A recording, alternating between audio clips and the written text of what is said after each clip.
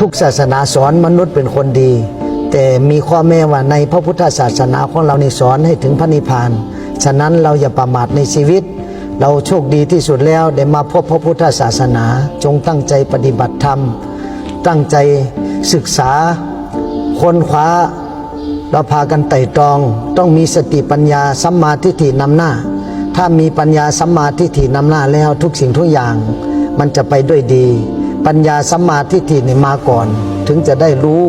บาปบุญคุณโทษรู้สิ่งที่ดีสิ่งที่ชั่วรู้จักคุณพ่อแม่ครูบาอาจารย์รู้จักสละ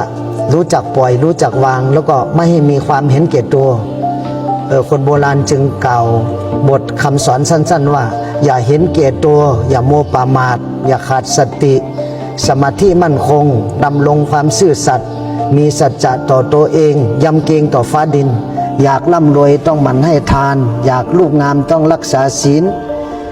อยากบรรลุถึงมรรคผลนิพพานต้องจำเริญสมถวิปัสสนาอันนี้คือคำสอนหัวใจของพระพุทธศาสนา